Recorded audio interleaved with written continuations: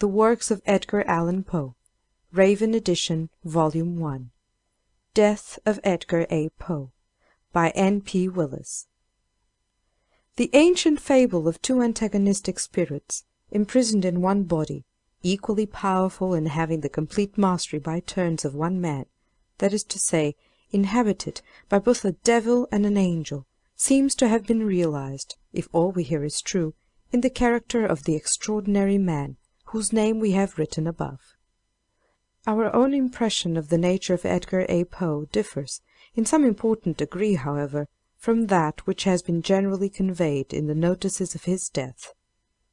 Let us, before telling what we personally know of him, copy a graphic and highly finished portraiture from the pen of Dr. Rufus W. Griswold, which appeared in a recent number of the Tribune.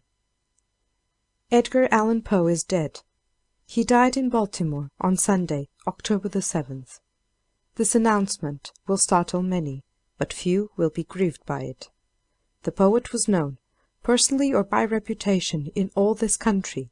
He had readers in England and in several of the states of continental Europe, but he had few or no friends, and the regrets for his death will be suggested principally by the consideration that in him literary art has lost one of its most brilliant but erratic stars. His conversation was at times almost supramortal in its eloquence. His voice was modulated with astonishing skill, and his large and variably expressive eyes looked repose, or shot fiery tumult into theirs who listened, while his own face glowed, or was changeless in pallor, as his imagination quickened his blood, or drew it back frozen to his heart. His imagery was from the worlds which no mortals can see but with the vision of genius. Suddenly starting from a proposition, exactly and sharply defined, in terms of utmost simplicity and clearness, he rejected the forms of customary logic, and by a crystalline process of accretion built up his ocular demonstration in forms of gloomiest and ghastliest grandeur, or in those of the most airy and delicious beauty, so minutely and distinctly, yet so rapidly, that the attention which was yielded to him was chained till it stood among his wonderful creations, till he himself dissolved the spell, and brought his hearers back to common and base existence, by vulgar fancies or exhibitions of the ignoblest passion. He was at all times a dreamer, dwelling in ideal realms, in heaven or in hell, peopled with the creatures of the accidents of his brain. He walked the streets, in madness or melancholy, with lips moving in indistinct curses, or with eyes upturned in passionate prayer, never for himself, for he felt or professed to feel that he was already damned, but for their happiness, who at the moment were objects of his idolatry, or with his glances introverted to a heart gnawed with anguish, and with a face shrouded in gloom, he would brave the wildest storms, and all night, with drenched garments and arms beating the winds and rains, would speak, as if the spirits that at such times only could be evoked by him from the Aidenn, close by whose portals his disturbed soul sought to forget the ills to which his constitution subjected him.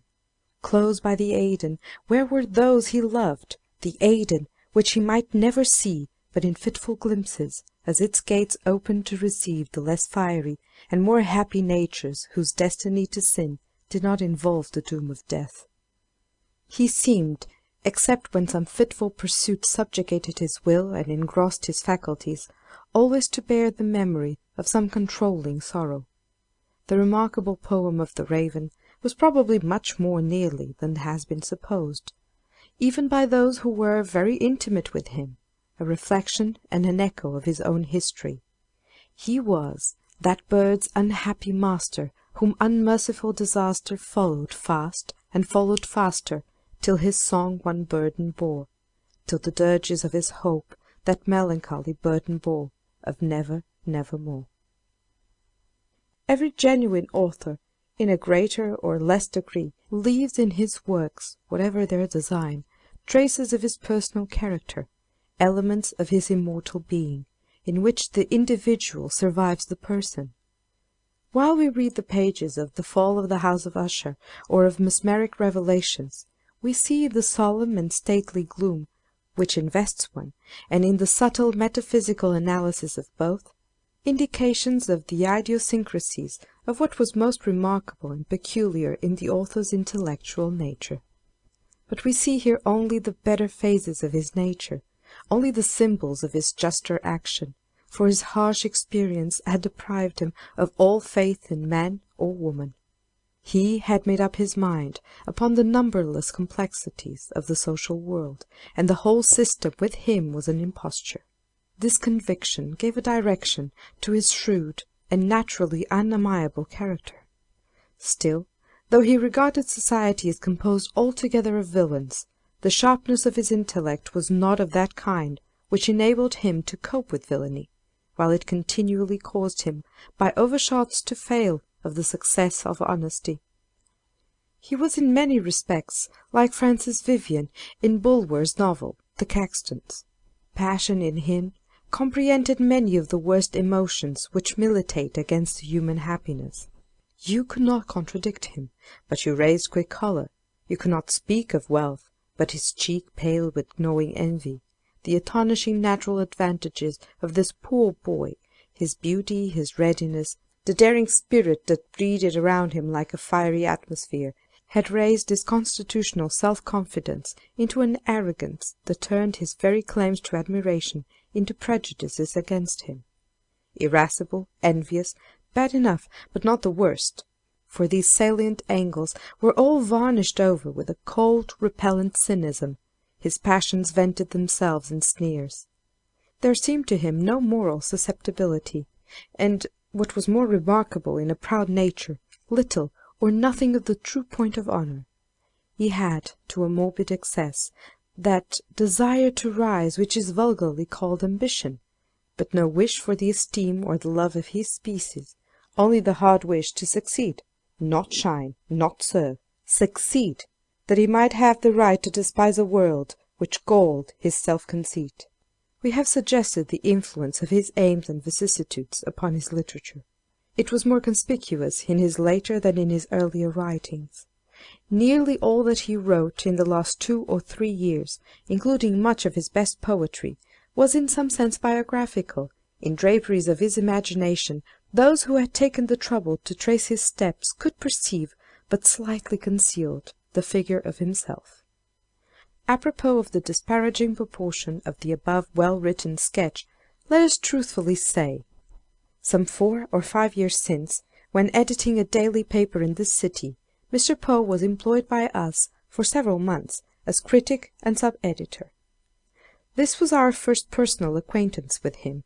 He resided with his wife and mother at Fordham, a few miles out of town, but was at his desk in the office from 9 in the morning till the evening paper went to press.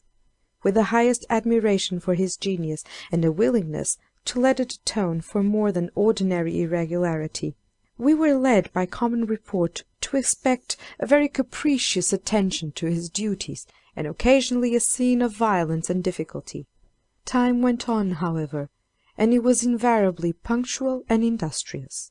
With his pale, beautiful, and intellectual face as a reminder of what genius was in him, it was impossible, of course, not to treat him always with deferential courtesy, and to our occasional request that he would not probe too deep in a criticism, or that he would erase a passage coloured too highly with his resentments against society and mankind, he readily and courteously assented, far more yielding than most men, we thought, on points so excusably sensitive.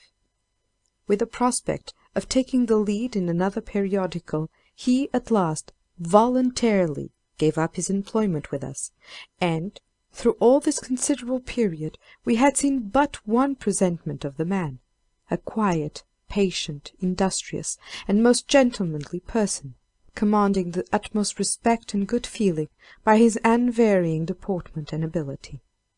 Residing as he did in the country, we never met Mr. Poe in hours of leisure, but he frequently called on us afterward at our place of business, and we met him often in the street, invariably the same sad-mannered, winning, and refined gentleman, such as we had always known him. It was by rumour only, up to the day of his death, that we knew of any other development of manner or character. We heard from one who knew him well, what should be stated in all mention of his lamentable irregularities, that with a single glass of wine his whole nature was reversed, the demon became uppermost, and, though none of the usual signs of intoxication were visible, his will was palpably insane. Possessing his reasoning faculties in excited activity at such times, and seeking his acquaintances with his wonted look and memory, he easily seemed personating only another phase of his natural character, and was accused accordingly of insulting arrogance and bad-heartedness. In this reversed character, we repeat, it was never our chance to see him. We know it from hearsay, and we mention it in connection with his sad infirmity of physical constitution, which puts it upon very nearly the ground of a temporary and almost irresponsible insanity. The arrogance, vanity, and depravity of heart of which Mr. Poe was generally accused seem to us referable altogether to this reversed phase of his character. Under that degree of intoxication which only acted upon him by demonizing his sense of truth and right, he doubtless said and did much that was wholly irreconcilable with his better nature. But when himself, and as we knew him only, his modesty and unaffected humility, as to his own deservings, were a constant charm to his character. His letters, of which the constant application for autographs has taken from us, we are sorry to confess, the greater portion, exhibited this quality very strongly. In one of the carelessly written notes of which we chance still to retain possession, for instance, he speaks of The Raven, that extraordinary poem which electrified the world of imaginative readers and has become the type of a school of poetry of its own, and, in evident earnest, attributes its success to the few words of commendation with which we had prefaced it in this paper. It will throw light on his sane character to give a literal copy of the note. Fordham, April the 20th, 1849. My dear Willis, the poem which I enclose, and which I am so vain as to hope you will like in some respects, has been just published in a paper for which sheer necessity compels me to write now and then. It pays well as times go, but unquestionably it ought to pay 10 prices, for whatever I send it, I feel I am consigning to the tomb of the Capulets. The verses accompanying this, may I beg you to take out of the tomb, and bring them to light in the home journal? If you can oblige me so far as to copy them, I do not think it will be necessary to say from the. That would be too bad, and perhaps from a late paper would do. I have not forgotten how a good word in season from you made The Raven, and made Ulalume, which, by the way, people have done me the honour of attributing to you. Therefore I would ask you, if I dared, to say something of these lines if they please you. Truly yours ever, Edgar A. Poe. In double proof of his earnest disposition to do the best for himself, and of the trustful and grateful nature which has been denied him, we give another of the only 3 of his notes which we chance to retain. Fordham, January 22nd, 1848. My dear Mr. Willis, I am about to make an effort at re-establishing myself in the literary world, and feel that I may depend upon your aid. My general aim is to start a magazine, to be called The Stylus, but it would be useless to me, even when established, if not entirely out of the control of a publisher. I mean, therefore, to get up a journal which shall be my own at all points. With this end in view, I must get a list of at least 500 subscribers to begin with. Nearly 200 I have already. I propose, however, to go south and west, among my personal and literary friends, old college and West Point acquaintances, and see what I can do. In order to get the means of taking the first step, I propose to lecture at the Society Library on Thursday, the 3rd of February, and that there may be no cause for squabbling, my subject shall not be literary at all. I have chosen a broad text, the universe.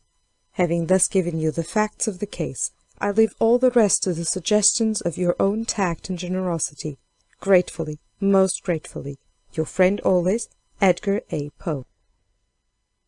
Brief and Chance, taken as these letters are, we think they sufficiently prove the existence of the very qualities denied to Mr. Poe: humility, willingness to persevere, belief in another's friendship, and capability of cordial and grateful friendship. Such he assuredly was when sane. Such only he has invariably seemed to us, in all we have happened personally to know of him, through a friendship of 5 or 6 years. And so much easier it is to believe what we have seen and known, than what we hear of only, that we remember him, but with admiration and respect, these descriptions of him, when morally insane, seeming to us like portraits, painted in sickness, of a man we have only known in health. But there is another, more touching, and far more forcible evidence that there was goodness in Edgar A. Poe.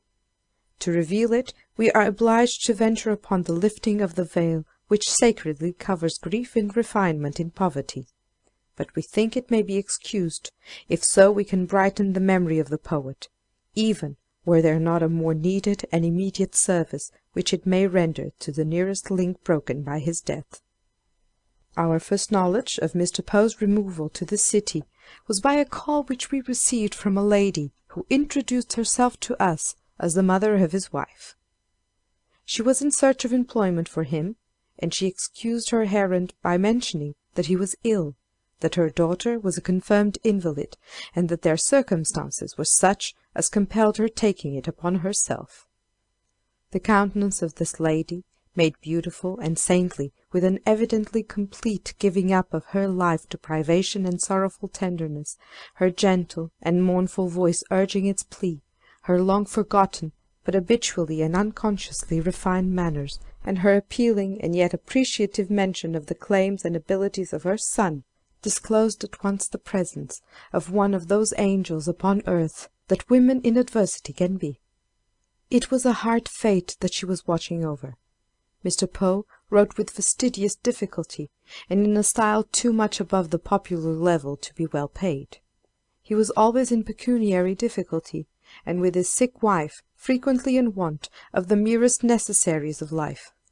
Winter after winter, 4 years, the most touching sight to us, in this whole city, has been that tireless minister to genius, thinly and insufficiently clad, going from office to office with a poem or an article of some literary subject, to sell, sometimes simply pleading in a broken voice that he was ill, and begging for him, mentioning nothing but that he was ill, whatever might be the reason for his writing nothing, and never, amid all her tears and recitals of distress, suffering one syllable to escape her lips that could convey a doubt of him, or a complaint, or a lessening of pride in his genius and good intentions.